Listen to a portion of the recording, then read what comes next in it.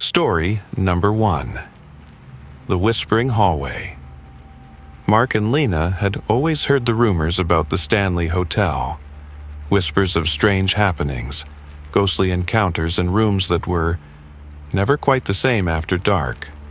But like most people, they chalked it up to local legends and overactive imaginations. That was until they checked into room 217 one cold winter evening. It was the kind of night that wrapped the world in a blanket of snow. The kind of night where everything seemed muffled. Even the air felt heavy, like it was holding its breath. They'd been looking forward to this getaway, a retreat from the chaos of their busy lives. But from the moment they stepped into the hotel, something felt off. It wasn't obvious, nothing overtly strange, just a subtle shift in the atmosphere. Like the hotel itself was aware of their presence. Room 217 was charming, the way old rooms tend to be, with antique furniture and the lingering scent of wood polish. They unpacked in silence, both of them subconsciously keeping their eyes on the windows as if expecting something to move outside in the darkness. It wasn't long before the clocks in the hallway struck midnight. At first, it was a faint sound. A whisper, soft, like the wind creeping through the cracks in the walls. Mark had assumed it was the building settling, the kind of noise an old hotel makes when it shifts with the cold. But then it came again, clearer this time. A woman's voice, soothing, but with an edge of something unsettling, like the voice of someone who had forgotten what it was like to be human. "Come closer," it whispered. Lena's eyes widened. Mark froze. The voice came again, clearer, as if the walls themselves were breathing it out. "Come closer." They looked at each other, both wondering if they were imagining it. But there was something about the tone, something in the way it pressed against their ears that made their blood run cold. Lena moved to the door, hesitant, but Mark caught her arm. "Don't go out there," he said, his voice barely above a whisper. The hallway outside the room was shrouded in shadows, the only light coming from the flickering lamps. Yet there was an undeniable pulse to the air, a strange energy that seemed to hum beneath the surface. They both stood at the door, their hearts pounding in their chests. Then it happened again. The whisper, louder this time, as if it was coming from inside the very walls. "Come closer." Their feet felt heavy, like they were rooted to the floor, but they couldn't stop themselves from slowly moving toward the door. It was as though the voice was pulling them, beckoning them to step out into the hallway, to follow it to wherever it led. Mark took a deep breath. "We have to look," he muttered. With trembling hands, he opened the door just a crack. The hallway was empty, but the air was thick with something unnatural. They both stepped out, their footsteps muffled against the old carpet, but the whispering continued. The sound was coming from everywhere, swirling around them, pressing in on them from all sides. The walls seemed to breathe, alive with a presence they couldn't see but could feel, crawling beneath their skin. And then, as they moved further down the hallway, they saw it. On the wall, just ahead, hung a faded portrait of a woman. At first glance, she seemed like any other piece of hotel decor, nothing special. But then, they noticed her eyes. The woman's eyes were following them. The hairs on the back of Mark's neck stood up. Lena gasped, stepping back. No, that's not possible." But the eyes, those eyes, followed them, slowly, deliberately, as if the woman in the portrait was moving in real time, not trapped within the frame. The whispering grew louder, louder still, until it was all around them, vibrating through the floorboards and into their bones. "Come closer." They couldn't move. The hallway stretched on forever, endless and claustrophobic. The whisper was everywhere. The woman's eyes bored into them, unblinking, hungry. They tried to back away, but it was as if the hallway itself was pressing in, trapping them between its walls. Mark's breath came in short gasps, his heart racing. He tried to pull Lena back toward the room, but the hallway stretched farther than it should have. The voice came again, louder now, almost a scream. "Come closer!"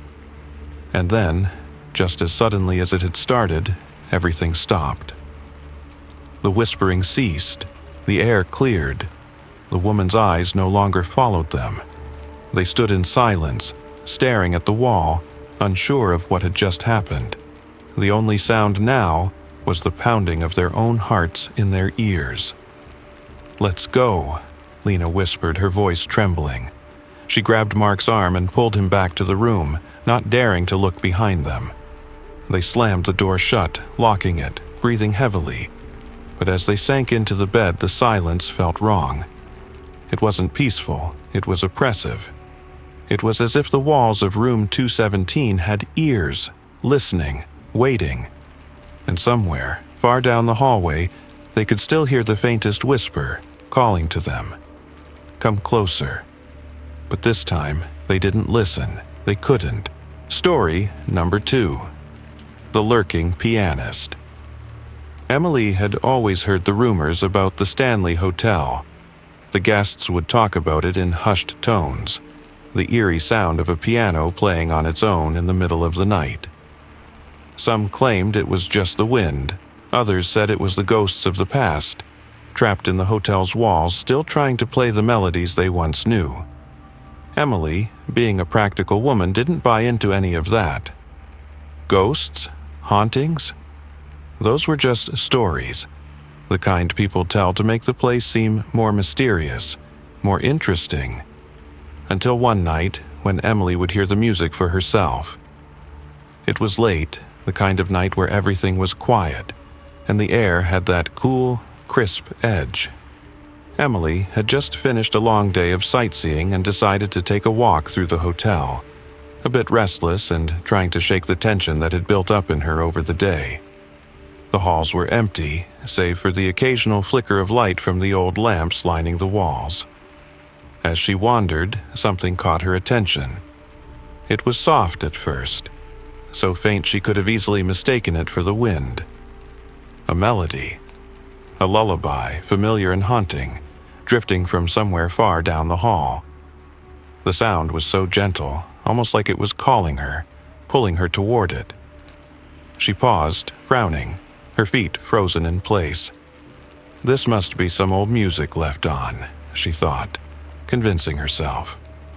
But the melody was too sweet, too delicate. It didn't sound like anything she had ever heard before. Curiosity got the best of her. She moved toward the sound, each step echoing in the empty hall, her heart pounding faster with each footfall. The hall seemed longer than usual, the walls stretching out as if to hide whatever was waiting at the end.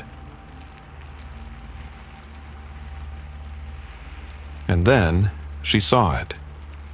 At the end of the hallway was a set of double doors, cracked open just a bit. She could see the faint glow of a chandelier casting shadows inside. The music was louder now, its sweet notes almost drawing her in. She stepped through the doors, entering a massive ballroom, its grandeur faded with time. Dust motes danced in the air, illuminated by the pale light. In the center of the room, there sat a grand piano. It was old, its once polished wood now dull and scratched, but it still had an air of elegance. And on the piano bench, nothing. No one was sitting there, yet the music continued. The melody had changed, though, no longer sweet, no longer calming. It was disjointed, fractured. The notes clashed, like an out-of-tune piano being played by invisible hands. The sound grew louder and more chaotic, bouncing off the walls of the empty room. Emily's breath caught in her throat as she stepped closer, drawn by the sound. The temperature in the room dropped, and she shivered as a chill ran through her. She couldn't explain it, but the air felt wrong. Heavy, like something was watching her. She stopped a few feet away from the piano and looked down at the keys. The ivory keys were moving, slowly, as though pushed by invisible fingers. Her heart pounded in her chest as she glanced up. There, at the piano, in the shadowed corner of the room, sat a figure. It was a man, or, at least, it looked like one. He was hunched over the piano, his fingers hovering just above the keys, poised to play. The music stopped, and in the silence, Emily could hear the sound of her own pulse racing. The figure didn't move at first. Emily's eyes scanned the man's form, trying to make sense of him. He was dressed in a suit, old-fashioned, dark. His hair was slicked back, and his face was pale, as though it hadn't seen sunlight in years. The most striking feature, though, were his eyes. They were black, no whites, no irises, just deep, hollow sockets staring right at her. And then he smiled. It wasn't a friendly smile, it was cold, hollow, as though it didn't belong on a human face. The kind of smile that sent a shiver down your spine, making you feel like you were looking at something that had been dead for a long time. Emily opened her mouth to scream, but no sound came out. She took a step back, her legs shaking, her breath short. The figure didn't move, but his smile grew wider, if that was even possible. And then, as though he had been waiting for her to leave, he slowly turned back to the piano. The music began again, but this time it wasn't just a melody. It was a cacophony, loud, discordant, as if the piano itself was being tortured by the ghostly hands that played it. Emily turned and ran. She didn't stop until she was back in her room, slamming the door behind her, locking it, and collapsing onto the bed. She could still hear the music in her head, the haunting notes echoing in her mind.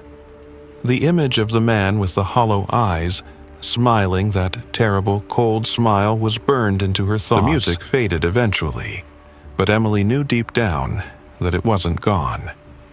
Not really. It was still there, waiting to call to her again. Story number 3. The Bride in the Mirror. The mirror in room 217 had always been a topic of gossip among the guests of the Stanley Hotel. They said it was cursed, that it held the reflection of a bride. Her face twisted in sorrow, and her eyes filled with longing. Some claimed to have seen her, others laughed it off as just a silly story. Daniel, like most, didn't believe a word of it. But Clara, she was a little different. She was the kind of person who wanted to prove things for herself, to see if the rumors were true. One night, after a few too many drinks, Daniel dared Clara to stand in front of the old mirror. The room was dark, lit only by the flickering light of a single lamp. Clara hesitated for a moment, her heart thumping in her chest, but then she shrugged and laughed it off. "Come on, it's just a mirror," she said, stepping toward it. Daniel grinned, watching her every move. "You're brave, Clara. Let's see if the stories are true." Clara stood before the mirror, her reflection staring back at her. The glass was old, the edges slightly fogged with age, but still clear enough to see every detail of her face. She smirked at her own reflection, but then something strange happened. For just a moment, her reflection seemed to waver. She blinked and took a step back. But when she looked again, the reflection didn't match her movements. The face staring back at her was still, almost too still. Then she saw it. The bride. Her face appeared in the glass, her skin pale as snow, glistening with what looked like tears. Her eyes were filled with an unspoken sorrow, a longing so deep it sent a chill straight through Clara's bones. The bride's lips didn't move, but Clara could feel her gaze, cold and heavy, locked on her. Clara's breath caught in her throat. The stories were true. She had to look away, but her body wouldn't move. It was as if the bride in the mirror was pulling her in, drawing her closer with a silent, invisible force. And then, the reflection of the bride began to change. Her face twisted, her lips curling into something darker, something grotesque. Her eyes widened, the sorrow turning into something far more terrifying, rage or maybe desperation. The tears were gone, replaced by an unnatural gleam in her eye. The bride's hand slowly raised from her side, her pale fingers stretching toward Clara as if she were reaching through the glass. The hand moved closer, closer still, until it seemed as though the bride might touch Clara's own reflection. Clara stepped back, her heart racing, panic flooding her chest. She tried to look away, but it was like the mirror had her trapped, like the bride wouldn't let her go. Just then, with a deafening crack, the glass shattered. Clara screamed, stumbling backward, her hands flying up to shield herself from the broken shards that scattered across the floor. She hit the ground hard, but she didn't care. The sound of the mirror breaking still echoed in her ears. For a moment, everything was silent. The room was still. The only sound was Clara's heavy breathing. She looked up, half expecting to see the bride standing in front of her. But there was nothing. No one. The mirror was shattered, the reflection gone. All that was left was the broken glass, scattered across the floor like shards of a nightmare. Clara didn't move for a long time, too terrified to even stand. Her mind raced, wondering if she had imagined the whole thing. But as she looked down at the pieces of glass, she thought she saw something. Something small and indistinct, glimmering in the broken pieces. A pale hand reaching through the glass. Clara stood up, her heart pounding, and ran from the room, not daring to look back. She didn't stop until she was outside, away from the hotel, away from room 217. But even then, she could still feel the bride's eyes on her, following her, watching from the darkness. And she knew that no matter how far she ran, the bride would always be there, just behind the glass. Story number 4. The Midnight Caller. It was supposed to be a peaceful night at the Stanley Hotel. The kind of night where the world outside seems frozen, wrapped in the stillness of the dark. Rachel had been looking forward to getting some rest after a long day, but as she lay in the soft bed, she found herself tossing and turning. The silence of the room wasn't comforting. It was oppressive, like the air was thick with something she couldn't quite place. She glanced over at the bedside table where the phone sat, its sleek black design almost too modern for the old-fashioned room. The clock on the wall ticked loudly in the silence, making each minute seem to drag on longer than the last. Just as she started to drift off, the phone rang. Startled, Rachel shot up in bed, her heart racing. She reached for the receiver, but by the time her fingers wrapped around it, the ringing stopped. She sighed, her nerves on edge, but figured it was nothing.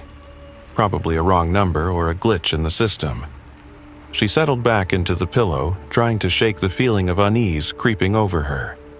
Seconds later, the phone rang again. Rachel hesitated, her fingers frozen in midair as she stared at the receiver. Who would be calling at this hour? Maybe it was just the hotel staff checking in. She picked up the phone, ready to speak. "Hello," she said, her voice steady, though her heart was still thudding in her chest. But there was no answer. Not at first. Just the sound of static. Cold, empty. The kind of static you get when someone is on the other end but isn't saying anything.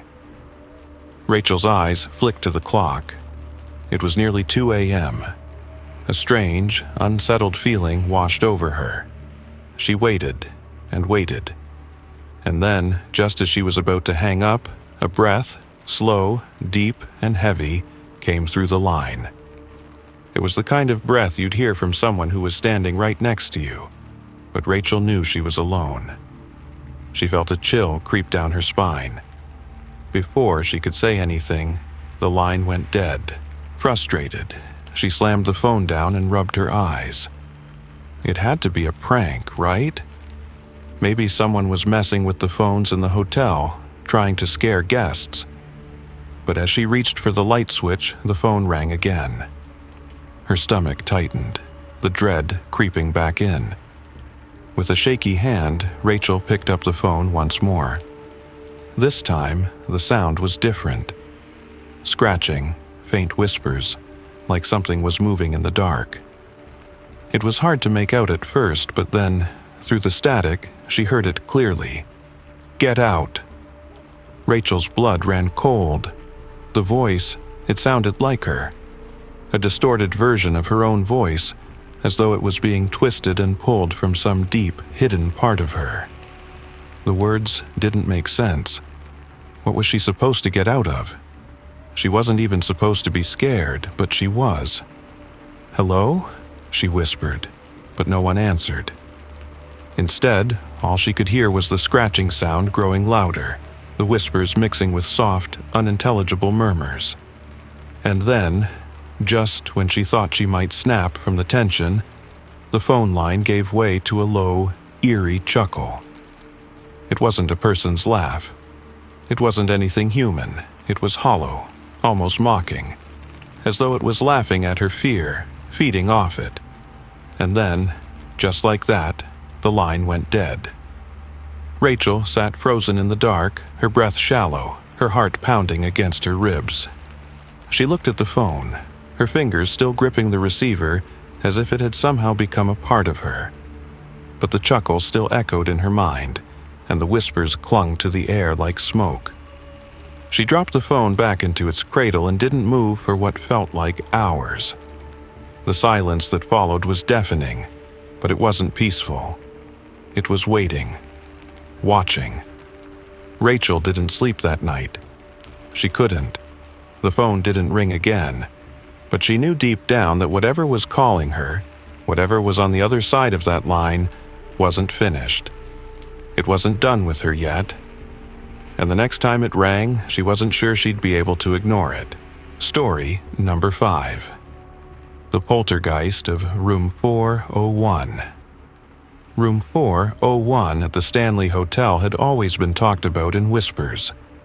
Everyone who had stayed there mentioned the strange happenings, the cold drafts that seemed to come from nowhere, the eerie sounds in the middle of the night, and the feeling that someone was watching you, even when you were alone. Andrew and Claire had heard the stories, but they were too curious to let them scare them off. They wanted to experience it for themselves, to see if the rumors were true. When they first walked into room 401, everything seemed normal. The room was large, with heavy old furniture and thick curtains drawn tightly against the daylight.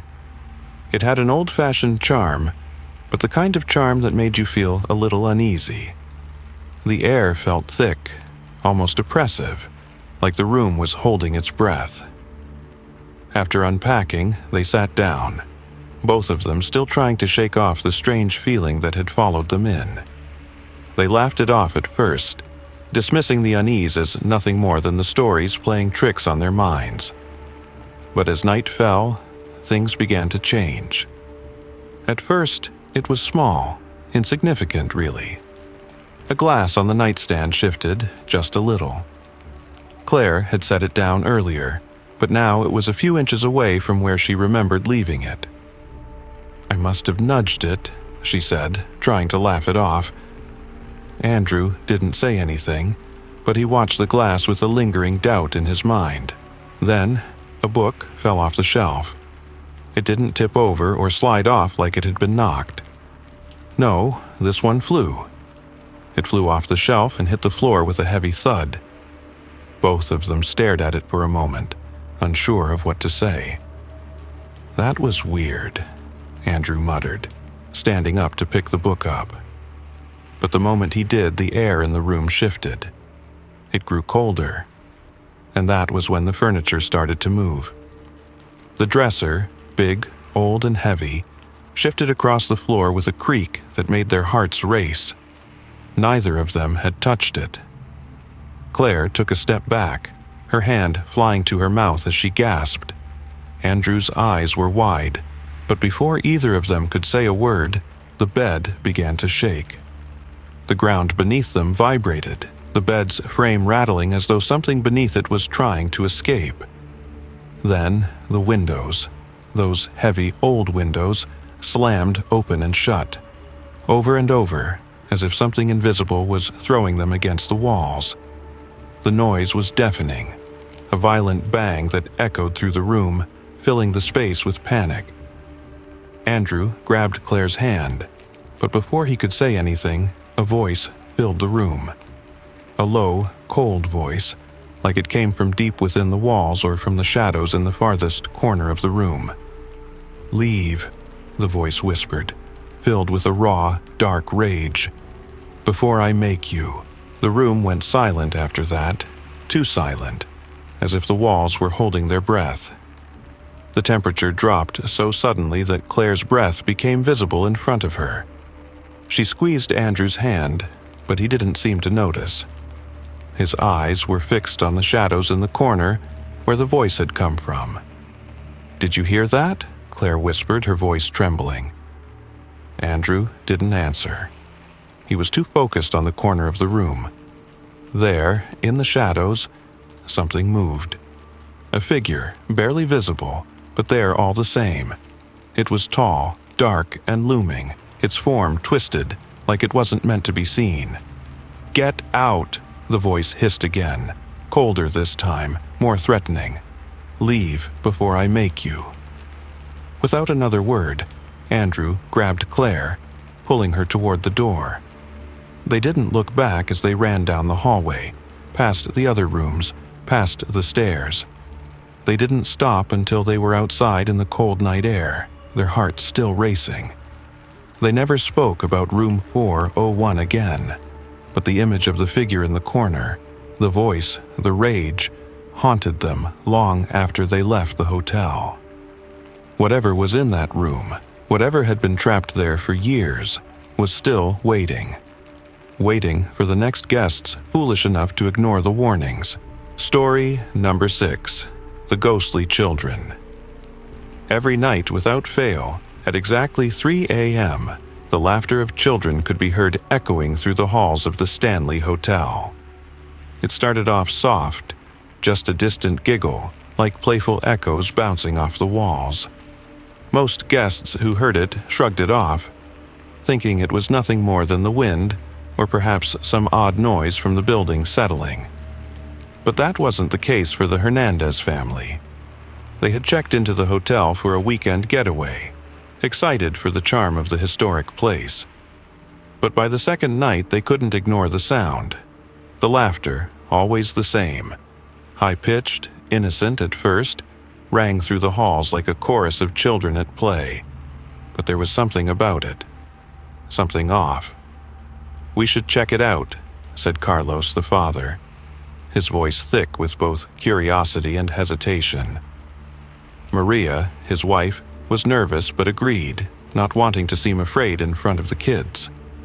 Their son, Luis, was already wide-eyed, clutching his sister Sophia's hand. "Maybe it's just some other guests," Maria suggested, but deep down, she knew something wasn't right. The family quietly crept out of their room, following the sound down the long, narrow hallway. The hotel was empty at this hour, and the laughter grew louder with every step. It led them to the ballroom. The door creaked open, revealing a large, dark room with only the faintest light filtering in from the street outside. But there was nothing there. The room was empty, just shadows stretching across the walls, swaying with the light. The laughter stopped for a moment, and the family stood in the center of the room, unsure of what to do next. "We should go back," Maria said, her voice trembling. But before anyone could move, the laughter returned. Louder, more pronounced. It wasn't coming from the walls this time, it was all around them. Carlos turned, but his eyes widened with horror. There, in the corner of the ballroom, stood children. Faint, translucent figures that seemed to flicker in and out of existence. Their faces were pale, twisted into grotesque, mocking grins. Their eyes glowed faintly in the dark, empty sockets filled with an unnatural hunger. Luis screamed, clutching Sophia tighter, but the children didn't seem to notice. They just laughed, low, sinister, like a chant meant to unnerve. The sound of rattling chains filled the air, echoing through the room, blending with their cruel laughter. The children circled around the family, their pale hands reaching out, cold as ice. Maria's breath hitched in her throat, her skin prickling with the chill in the air. "Who are you?" Carlos asked, his voice shaking. But the children didn't answer. They only whispered, their voices blending together, a strange, eerie chorus. "Stay with us forever," they said. The words sent a shiver down Maria's spine, and she felt an icy grip around her heart. It wasn't a plea, it wasn't even a command. It was a warning, a cold, hollow statement. "Get back," Carlos shouted, his arm shooting out to push the children away, but his hand passed straight through them. The children didn't flinch, they didn't react. They just circled closer, their eyes fixed on the family as if they were nothing more than prey. The rattling chains grew louder, the sound now deafening. The children's grins stretched wider, their faces twisting into something monstrous, something that wasn't human. They reached out, cold hands brushing against the family's skin, sending shockwaves of icy fear through their bodies. "We won't leave," Maria whispered, her voice thick with terror. But the children didn't listen. They only continued to laugh, the sound growing more frantic, more mocking. In that moment, the family realized they weren't alone anymore. They were trapped in the room with the ghostly children, frozen by fear, their hearts pounding in their chests. The door, once open, slammed shut behind them, and the world around them grew darker, the shadows closing in like a suffocating blanket. The children's laughter echoed through the hotel for hours. When the staff found the family the next morning, they were gone. The room was empty, the door still locked from the inside. But the faint sound of children's laughter lingered in the air, echoing through the halls, a reminder that some things never leave the Stanley Hotel. Some things stay forever. And the children, they still waited. Story number 7. The Ghost of the Bellhop. Oliver had worked at the Stanley Hotel for years. He'd seen it all, the strange noises in the night, the mysterious guests who seemed to disappear, and the tales that floated around the hotel like dust in the air. But on one foggy evening, just as he was about to finish his shift and head home, he encountered something he couldn't explain. The fog had rolled in thick, hanging low over the hotel grounds. The evening was quiet, and Oliver was about to grab his coat and leave when he saw him. A bellhop, but not like any bellhop he had seen before. The man was tall, wearing an old-fashioned uniform, the kind that hadn't been worn in decades.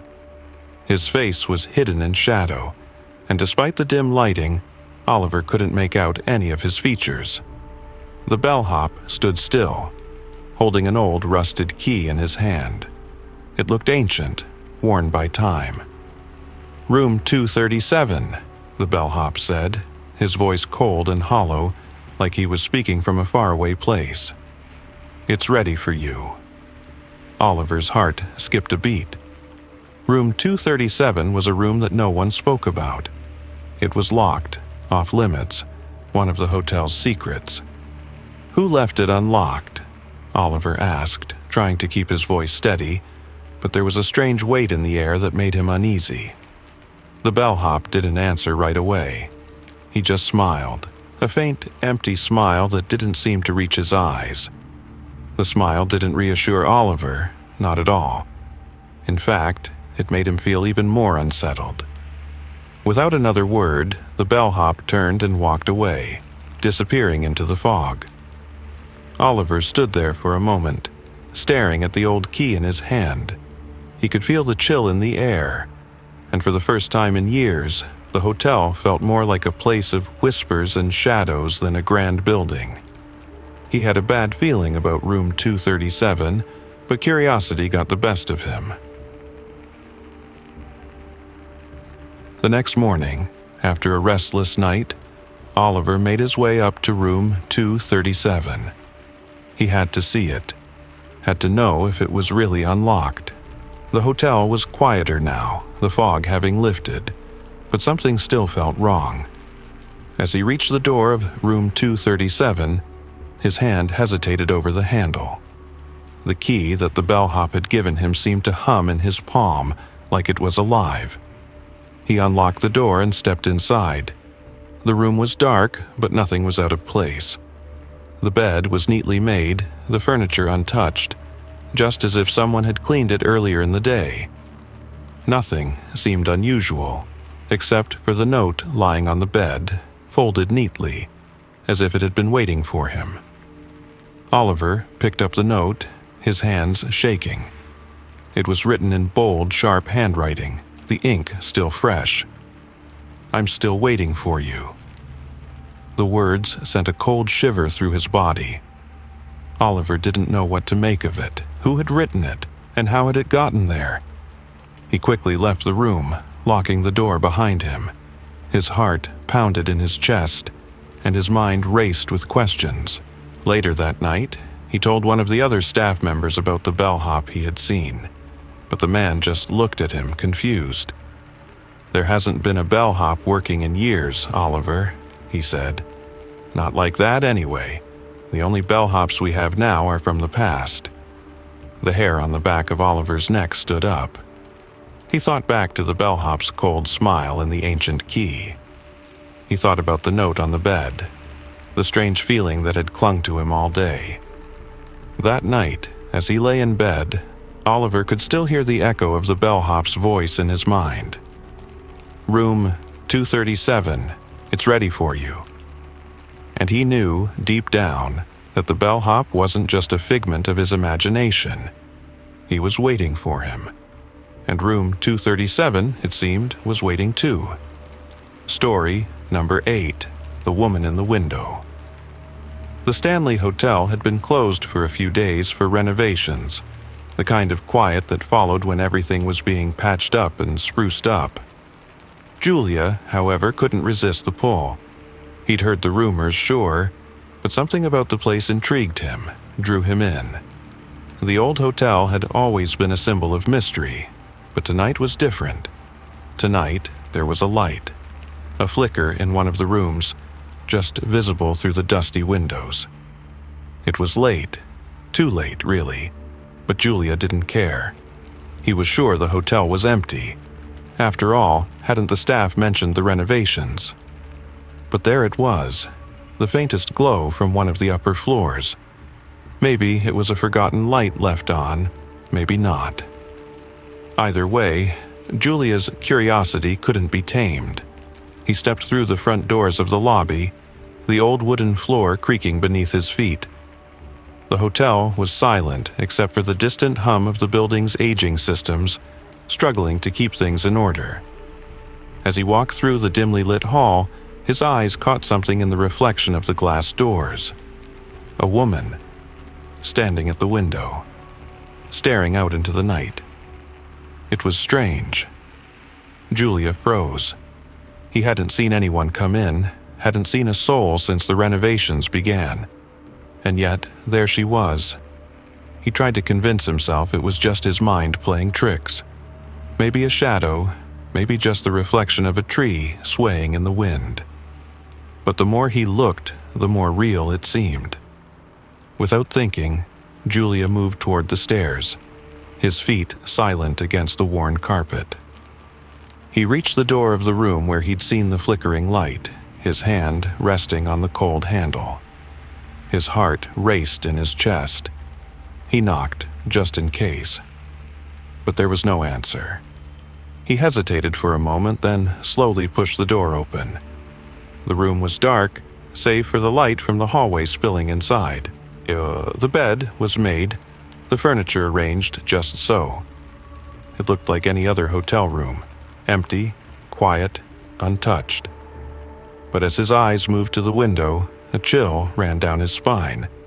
There she was again, the woman, standing at the window, staring out into the night, her back to him, her long hair flowing like a dark veil in the dim light. Julia's breath caught in his throat. He was sure he had been alone when he entered. The room had been empty, and yet her reflection was clear, as though she were standing there all along, waiting. His mind raced as he turned slowly to look around the room, but there was nothing. No one. The bed, the dresser, the lamp, they all stood still, undisturbed. The room was empty. He spun back toward the window, but the woman's reflection was still there, still staring. Frozen, Julia's eyes locked onto the reflection, heart pounding, breath shallow. He knew there was no one else in the room. He knew the hotel was empty, but in the reflection, she was there. She was real. The air in the room grew thick, colder, as if the shadows were closing in around him. Slowly, he took a step back. His hand reached out, fingers trembling as he touched the edge of the door. He couldn't tear his eyes away from the window, from the woman who wasn't really there, but who was staring at him, through him. Then, just as quickly as it had come, the reflection vanished. The room was empty, silent. Julia stood there, his body stiff, his heart pounding in his chest. His breath came out in short gasps as he stared at the now blank window. He blinked, disoriented, unsure of what he had just seen. Maybe it had been a trick of the light. Maybe his mind playing games with him. But he couldn't shake the feeling that something, or someone, was still there, watching him from the darkness. Without another thought, Julia turned and fled from the room, slamming the door behind him. As he descended the stairs and rushed for the front door, he glanced back one last time. The reflection of the woman in the window was gone, but in the reflection of the glass doors, he saw something that stopped him dead in his tracks. The faintest outline of her face, and her eyes. Her eyes were still watching him. Story number 9. The Haunted Attic. The attic of the Stanley Hotel was a place that most guests avoided. It was old, dusty, and filled with forgotten things. Broken furniture, old suitcases, and cobwebs that seemed to have taken over the entire space. No one talked about it much. It was one of those places that people simply stayed away from. But for some reason, a group of friends, curious and daring, decided to explore it one evening.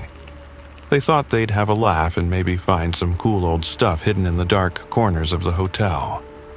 They didn't know what they were getting into.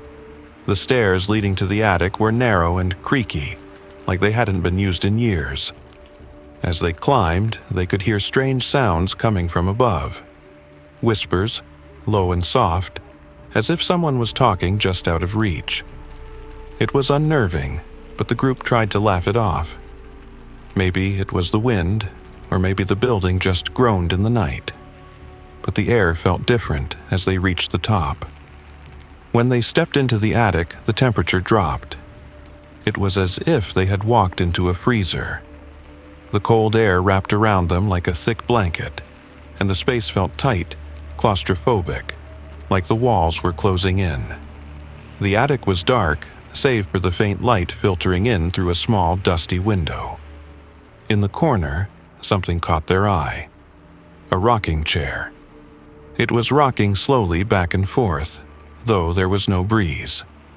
The friends exchanged uneasy looks, but no one said anything. The chair creaked with every sway, its wooden legs scraping against the old worn floorboards. Then, from the shadows, a figure appeared, a woman. She was pale, her hair wild, her face twisted in terror. Her eyes were wide, filled with fear, and she pointed toward the far corner of the attic. Her finger trembled, but it was clear. She was pointing at something that none of them could see. The friends stood frozen, too terrified to move, too shocked to speak. And that was when they heard it. Screams. At first, they were faint, distant, like someone was crying out far beneath the floorboards. But then the screams grew louder, echoing through the room. The voices were desperate, filled with pain and fear. They seemed to come from everywhere, bouncing off the walls from beneath their feet, all around them. The friends' hearts raced, their bodies frozen in place as the voices continued to scream, pleading for help, screaming in agony. Without a word, they turned and ran. Their footsteps echoed in the narrow hallway as they rushed back down the stairs, their breaths short, their hearts pounding. But no matter how fast they moved, the screams followed them. The voices were relentless, never letting up, as though the house itself refused to let them leave. They made it out of the attic, but the sound of the screams stayed with them. Even as they hurried down the hallway, even as they reached the safety of their rooms, the voices followed. They couldn't escape it. It was as if the attic had claimed them, as if something had reached out to grab them and drag them back. The whispers, the cold, the figure in the corner, they all lingered in their minds long after they had left the hotel. The attic of the Stanley Hotel was no longer just a place to avoid. It was a place they would never forget.